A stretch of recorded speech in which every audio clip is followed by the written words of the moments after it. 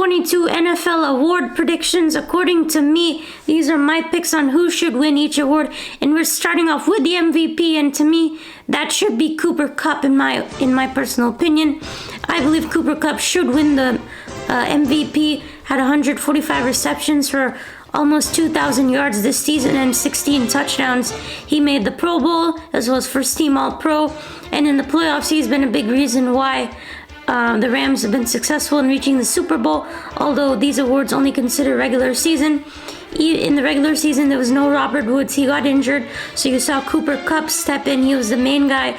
All season, he developed an instant connection with Matt Stafford, and he was a big reason why they won those many games this season and why they're in the Super Bowl right now. And you had Odell Beckham Jr. settling in midway through the season. It was always Cooper Kupp who was there for Matt Stafford to make those plays, to allow this offense to be consistent in the passing game. And that's why I think Cooper Kupp should win it, because he's put up tremendous numbers.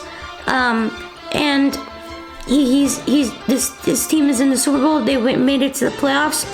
And he's just been a big-time performer for this team in the playoffs. 25 receptions for almost 400 yards and 4 touchdowns. And he should win the FedEx Air Player of the Year. That's something that the NFL Honors likes to do. And then I think, in my opinion, he's going to be second in Offensive Player of the Year. To me, the Offensive Player of the Year should be Jonathan Taylor. I have Jonathan Taylor second in my MVP list, but I think Jonathan wins the Offensive Player of the Year only because he has slightly better stats than Cooper Kupp in terms of more yardage.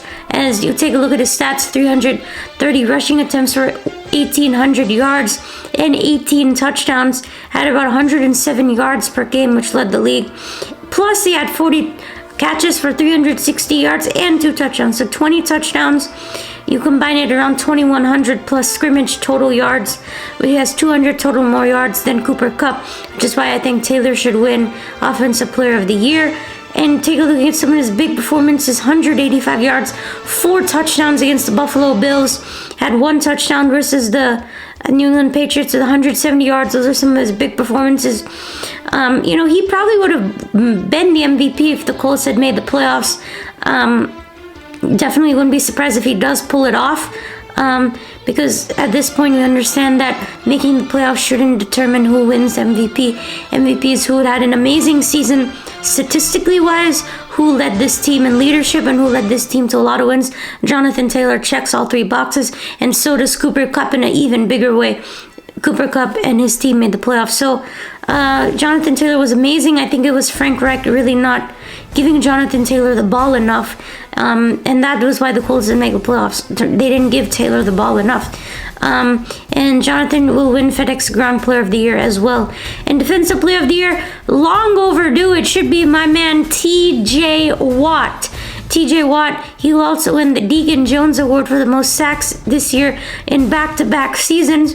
In 15 games this season, he had 22.5 sacks, the all-time NFL record, leading 21 tackle for losses, as well as 5 forced fumbles. He had a forced fumble return for a touchdown and a forced interception in the playoff game against the Kansas City Chiefs. Honestly, TJ Watt, he should have won this award last year as well. He literally beat Aaron Donald in every category, as pointed out by JJ Watt, an All-Pro and Pro Bowler. He's literally almost just as good as JJ was in his prime, and this guy is truly a game wrecker. And then we're going to be talking about the Defensive Rookie of the Year and Offensive Rookie of the Year. Defensive Rookie of the Year, I have that going to Micah Parsons from the Dallas Cowboys.